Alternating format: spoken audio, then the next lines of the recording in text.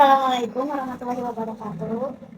Jadi di sini saya akan mewawancarai Ibu. Sebelumnya perkenalkan saya Siska dari PGSD dari IKIP Siliwangi, ingin mewawancarai Ibu tentang kurikulum untuk memenuhi tugas Kapita Selekta Kurikulum di SD.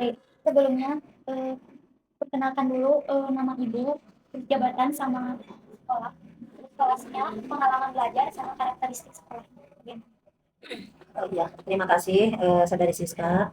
Perkenalkan, nama saya Narti Kartika, jabatan saya guru kelas.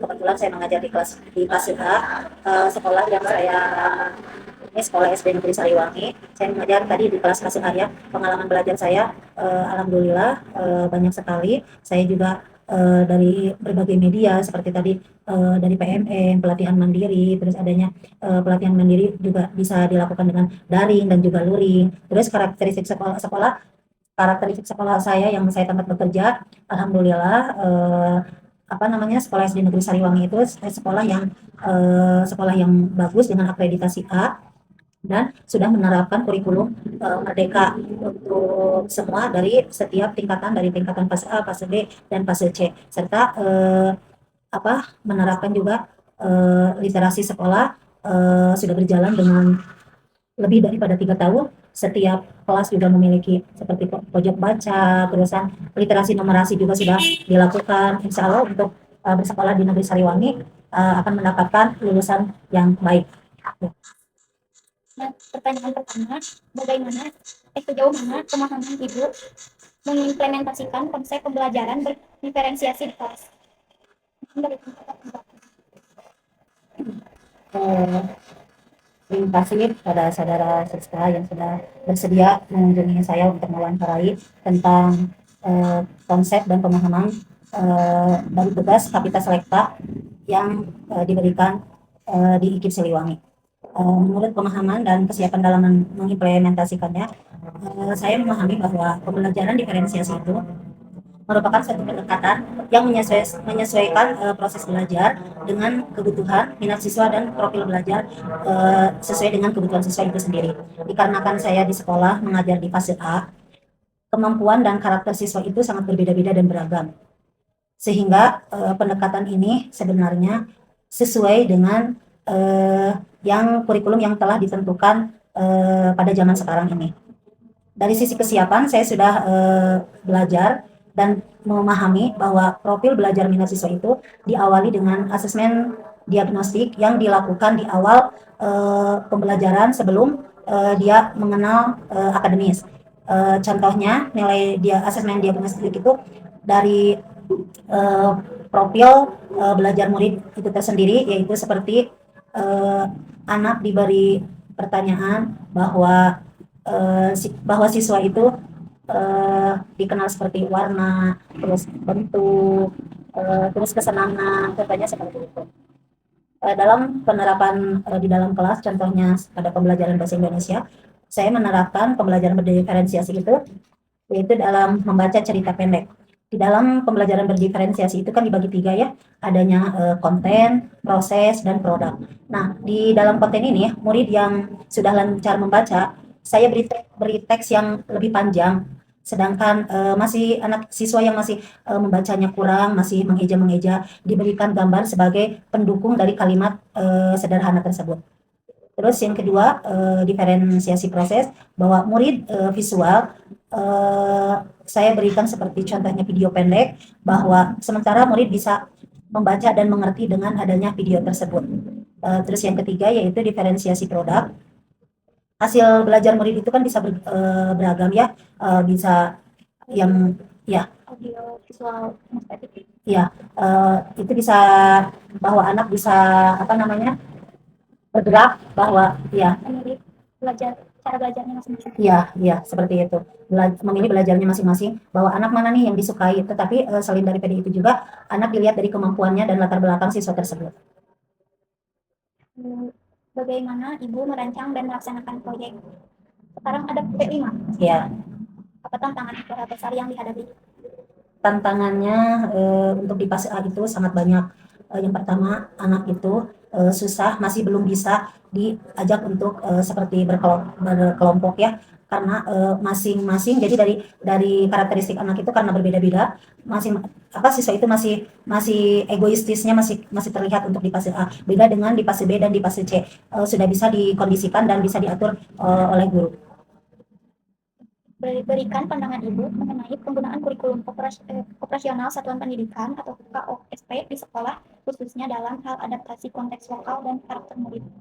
Di sekolah saya karena berada di lingkungan yang dekat dengan masyarakat ya, KOSP ini sangat menonjol pada nilai gotong royong dan peduli terhadap lingkungan. Karena anak-anak hidup dengan sosial di lingkungannya sendiri, terusan dekat juga dengan alam dan masyarakat yang masih kuat dengan budaya, tetapi selain itu juga mereka dapat saling membantu. Apa perbedaan yang paling signifikan yang Ibu rasakan antara kurikulum Merdeka dengan kurikulum K13? Ya, kalau di kurikulum K13 itu penilaian itu lebih banyak dan menekankan pada hasil akhir dan juga di angka. Sedangkan di kurikulum Merdeka asesmen bersifat itu berkelanjutan atau formatif ya kan. Kalau di kurikulum Merdeka itu ada asesmen diagnostik dan formatif. Nah,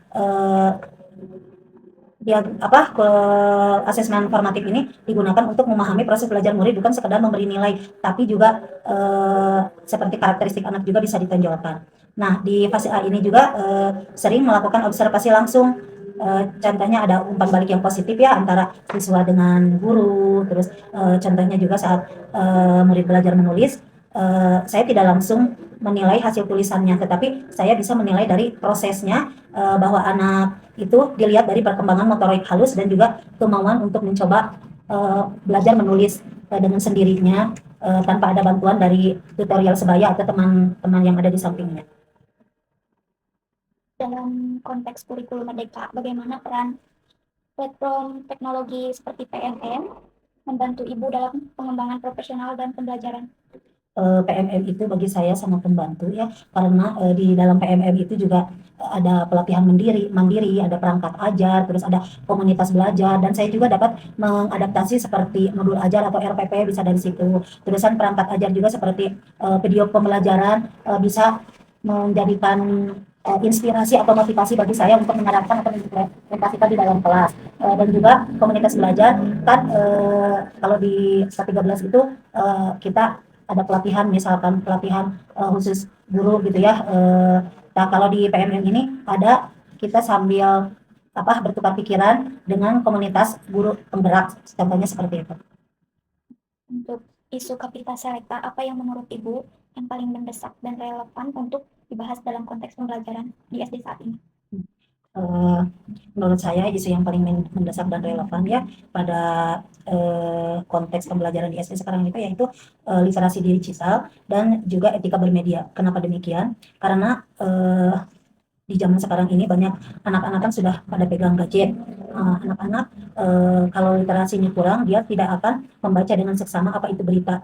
Karena di zaman sekarang banyak berita yang hoax, yang kebenarannya itu belum pasti gitu. Jadi menyebarkan isu-isu yang tidak benar. Dan juga di dalam etika bermedia, makanya sekarang dikeluarkannya undang-undang IT ya, karena banyak seperti video, terus berita yang membuat anak-anak itu menjadi pikirannya dapat tercemar.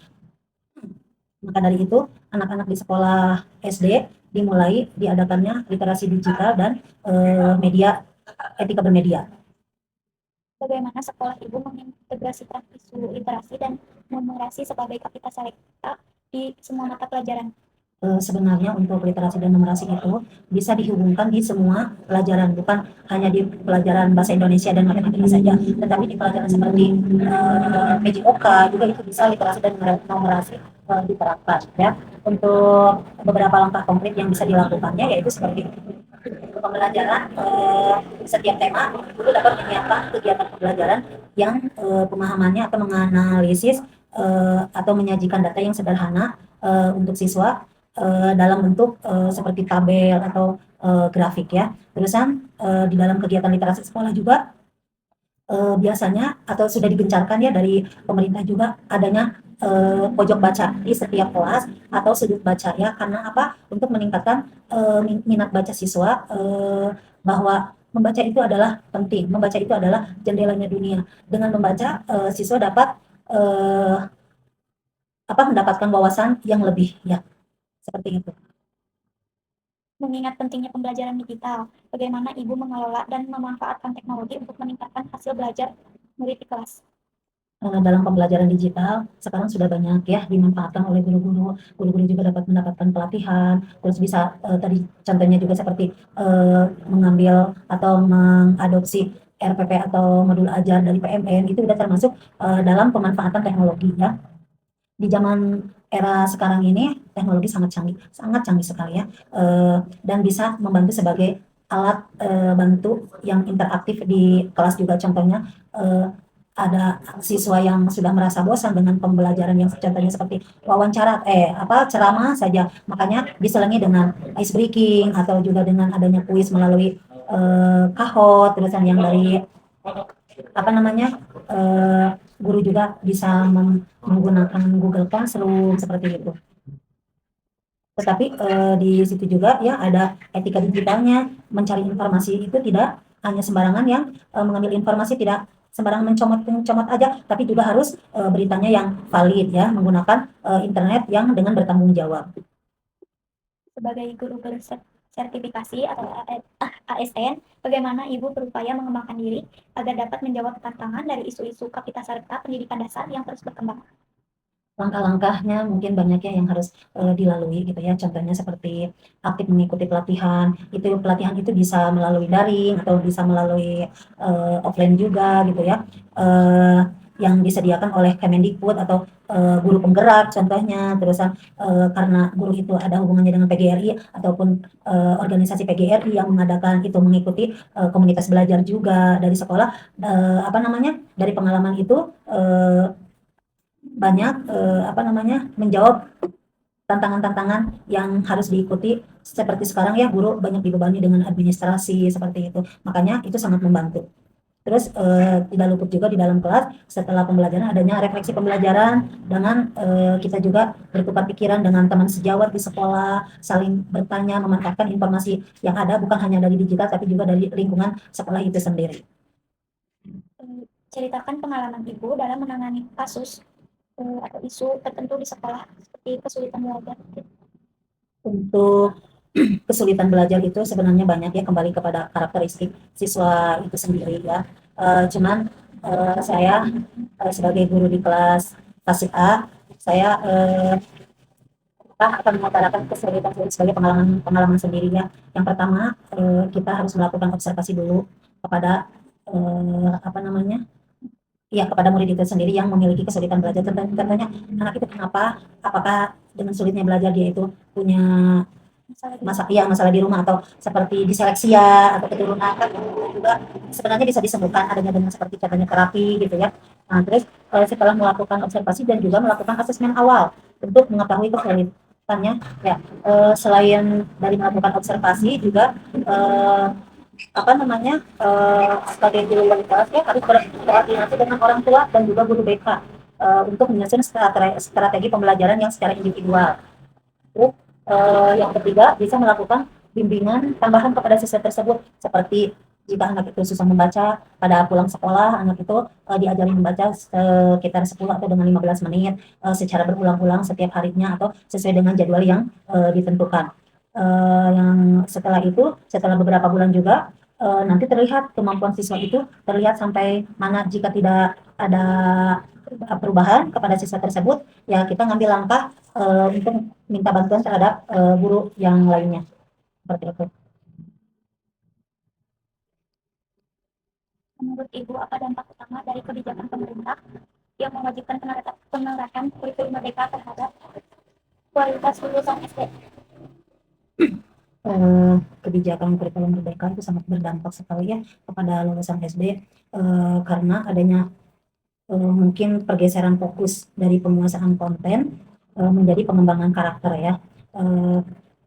Di samping itu juga kompetensi yang mendasar itu bagi siswa, eh, apa namanya sangat membantu. iya, sangat membantu dan, banyak yang lulusan yang diharapkan itu, pada, penguasaannya yang lebih mendalam lagi, terutama, yang ditekankan itu pada tadi literasi dan, numerasi, serta pencapaian pada profil pelajar Pancasila, yang ditekankan itu ya. Akan tetapi, tidak di apa namanya, kurikulum Merdeka kepada lulusan ini tidak hanya pintar saja, tetapi siswa juga harus, memiliki atau berkarakteristik yang sangat baik, terusan, mandiri dan juga kreatif, serta, apa ya, bernalar kritis. Nah, untuk kurikulum yang lebih fleksibel, mungkin guru harus lebih, merancangnya pembelajaran yang sesuai dengan kontekstual dan kebutuhan siswa sehingga proses belajar mengajar di kelas itu berjalan dengan baik serta, akan bermakna dan juga, menyenangkan bagi siswa itu tersendiri. Dan, pada kurikulum Merdeka ini siswa dianjurkan atau ditekankan harus bermandiri dan juga harus berkreativitas ya, karena adanya, yang P5 tersebut. Maka, di dalam P5 itu, dapat melatih siswa untuk bekerja sama, dapat memecahkan masalah, terusan, dan juga berkreasi dan juga, harus memiliki keterampilan, yang terpenting bagi lulusan, yang nanti siap ditempatkan di lingkungannya. Jadi kurikulum Merdeka ini lebih ke student center ya? Iya, lebih ke student center. Sebagai guru ASN, bagaimana Ibu menyikapi kebijakan pengembangan karir dan peningkatan kompetensi profesional? Untuk meningkatkan kompetensi kompetensi, sebagai seorang guru ya, sebenarnya tadi apa, profesi guru ya, pendidikan, profesi guru atau PPG sama, PNS sama PNS. Mungkin, apa ya, guru harus memiliki kompetensi, pedagogi, terusan ke profesional, sosial dan juga kepribadian, yang mumpuni atau yang, lebih sebelum, terjun ke lapangan atau ke kelas. Untuk apa, meningkatkan juga kualitas pembelajaran di kelas kepada siswanya secara menyeluruh. Terus, PMM ya, kalau PMM itu merupakan alat yang sangat praktis dan juga sangat relevan. Saya menyikapinya bahwa, PMM itu, membawa pengaruh yang sangat baik atas, pemahaman tentang kurikulum Merdeka dan tentang strategi mengajar, yang terbaru dan juga yang baik karena guru dapat, mengintegrasikan atau mengimplementasikan atau mengadopsi tadi seperti RPP atau modul ajar atau video pembelajaran dari PMM tersebut dan juga, dapat berbagi atau berkolaborasi ya, seperti adanya di fitur PMM itu adanya bukti karya, dan komunitas belajar yang sangat bermanfaat sekali. Kita bisa saling, mendapatkan inspirasi dari guru lain bisa seluruh Indonesia atau senusantara, seperti itu. Bagaimana kebijakan zonasi atau kebijakan penerimaan peserta didik baru memengaruhi heterogenitas kelas dan strategi mengajar Ibu? Tentang heterogenitas kelas itu, sebenarnya kelas menjadi heterogen ya, karena, dari segi latar belakang sosial dan juga, ekonomi itu kesiapan belajar bahkan potensi, akademiknya juga sangat bercampur gitu. Terus dari segi sosial juga tidak memandang bahwa anak itu berekonomi rendah atau berekonomi sedang atau berekonomi lebih gitu. Jadi, kita, bercampur gitu. Terus, siswa juga kalau yang tentang zonasi itu, siswa yang memiliki potensi yang bagus gitu ya, atau bisa dibilanglah, pintar tapi tidak bisa masuk ke sekolah impiannya karena adanya batasan zonasi, tersebut gitu. Terus untuk kesiapan belajarnya juga berarti sangat variasi di, tingkat kesiapan masuk SD khususnya, saya lihat di kelas rendah itu sangat bervariasi sekali. Makanya, di sebelum pembelajaran diadakannya asesmen diagnostik tersebut gitu. Apa harapan terbesar Ibu kepada pemerintah terkait dukungan sarana dan prasarana agar implementasi kurikulum Pancasila dapat berjalan secara optimal? Untuk peningkatan kualitas mungkin ya dan kuantitas praktis di lapangan atau di sekolah, yang pertama yaitu sarana ajar yang buku, tulisan peraga, buku sumber ajar ya, buku teks gitu yang bisa diberikan kepada siswa secara digital atau kontekstual, dapat membantu guru dalam melaksanakan pembelajaran di kelas dan juga apa namanya mengimplementasikan P5 terhadap siswanya. Terus yang kedua, infrastruktur digital juga yang merata, contohnya seperti internet yang stabil atau perangkat TIK kan tidak semua sekolah mendapatkan, contohnya seperti Chromebook yang dikasih oleh pemerintah, tapi kan itu diberikan hanya kepada sekolah-sekolah tertentu, sedangkan sekolah-sekolah yang ada di luar daerah itu tidak mendapatkan, jangankan Chromebook, untuk sinyal aja, internet aja tidak merata seperti itu. Terus dukungan pendampingan selanjutnya itu pelatihan kepada guru agar guru itu lebih kompeten dan pendampingan atau coaching ya yang intensif dan berkelanjutan. Mungkin seperti itu, dan yang saya harapkan sebagai guru juga beban administrasi itu inginnya sih dikurangi untuk lebih fokus pada perencanaan dan pelaksanaan dan evaluasi pembelajaran di kelas. Seperti itu intinya. Bagaimana Ibu memandang peran dan kebijakan sekolah dalam menjalin kemitraan yang efektif dengan orang tua atau komite sekolah untuk mendukung proses pembelajaran? Untuk kemitraan sekolah itu harus menjadikan orang tua atau komite sebagai mitra yang setara, karena tidak adanya dukungan dari komite ataupun orang tua murid ya, sekolah tidak akan berjalan lancar, karena di dalam sekolah itu sebagai warga sekolah itu sebagai selain daripada guru ada juga kemitraan dengan komite dan juga warga sekolah yang lain gitu. Untuk agar itu terjalin dengan baik harus adanya komunikasi yang secara terbuka, komunikasi dua arah yang rutin dan juga transparan ya, mengenai perkembangan akademik dan karakteristik siswa, misalnya melalui pertemuan atau tatap muka antara komite dan juga kalau sekarang mah ada juga yang namanya korelasi ya, perwakilan dari masing-masing kelas seperti itu. Terusan komite dan orang tua juga bisa dilibatkan dalam proses pembelajaran, karena apa namanya orang tua juga dilibatkan itu biasanya untuk mendukung atas kegiatan-kegiatan sekolah yang sudah diagendakan oleh sekolah, seperti kemarin adanya kegiatan P5 pasti kan itu membutuhkan biaya, makanya harus ada dukungan dari komite dan juga orang tua atau wali murid itu sendiri gitu, seperti itu. Serta juga untuk kurikulum apa namanya kurikulum biar berjalan dengan baik harus ada terjalin eh, apa namanya seperti mensosialisasikan dari pihak sekolah kepada komite dan juga orang tua murid. Terima kasih Ibu sudah meluangkan waktunya untuk diwawancara oleh saya. Masuk sudah. Udah.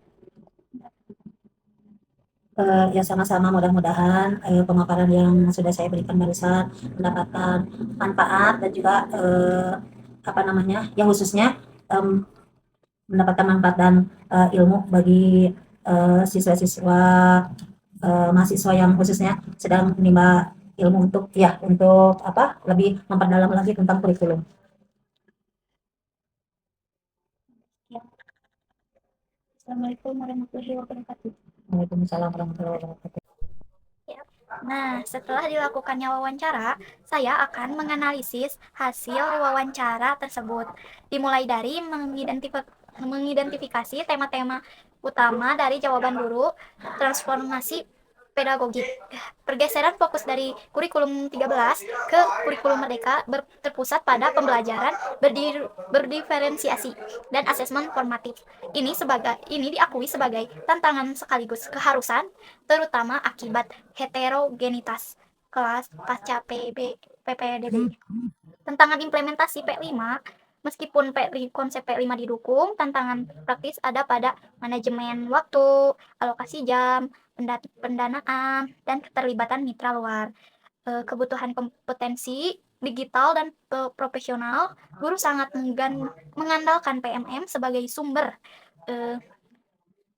Ini menunjukkan sebagai model pelatihan mandiri sudah efektif, tetapi guru membutuhkan dukungan fasilitasi yang banyak. Isu kapital selek tadi SD, isu yang dianggap paling mendesak itu adalah rendahnya literasi dan numerasi ya, karena teknologi, karena zaman sekarang kan banyak siswa yang sudah melek sama teknologi, diatasi melalui integrasi lintas mapel dan penanganan kasus individual, terus dukungan eksternal. Juga harapan terbesar guru terletak pada perbaikan sarana prasarana IK dan peningkatan kemitraan orang tua untuk memperkuat dampak kurikulum merdeka. Penerapan berdiferensiasi, prinsipnya berpusat pada murid dan teori differentiation instruction. Kebijakan Kemendikbudnya Permendikbud Ristek no 56 2022 tentang pedoman penerapan kurikulum merdeka, terus OSP yang kontekstual. Prinsip kurikulum kontekstual dan esensial memuat kekhasan daerah. Kebijakan Kemendikbudnya pedoman penyusunan KOSP menurut lampiran Kemendikbud Ristek no 262 2022. Untuk asesmen formatif, prinsipnya Assessment for Learning atau AFL, penilaian untuk perbaikan pengajaran. Kebijakannya asesmen kurikulum merdeka fokus pada data formatif dan deskripsi capaian. P5 dan literasi lintas mapel. Prinsip keterkaitan antar mata pelajaran dan keterampilan abad 21. Implementasi P5 dan gerakan literasi sekolah atau GLS atau PMM dan pengembangan karir itu untuk prinsipnya teori pengembangan profesional berkelanjutan berbasis refleksi dan mandiri. Untuk kebijakan platform Merdeka Mengajar atau PMM dan program guru penggerak atau PPG. Untuk isu kapita selektanya ada literasi dan numerasi dasar yang rendah. Isu ini muncul sebagai prioritas dan diatasi dengan kebijakan membaca senyap dan integrasi soal kontekstual. Ini menunjukkan bahwa ketuntasan literasi dan numerasi tetap menjadi fondasi utama yang perlu diperkuat di SD. Selanjutnya ada kesenjangan akses digital, walaupun literasinya sekarang sudah memasuki digital, meskipun guru berusaha memanfaatkan teknologi, harapan terbesarnya adalah penambahan sarana TIK. Ini menyiratkan bahwa tantangan implementasi kurikulum merdeka seringkali bukan hanya pada kompetensi guru, tetapi juga pada ketersediaan infrastruktur yang mendukung literasi digital murid. Sekian pemaparan dari saya, mohon maaf apabila ada kekurangan. Wassalamualaikum warahmatullahi wabarakatuh.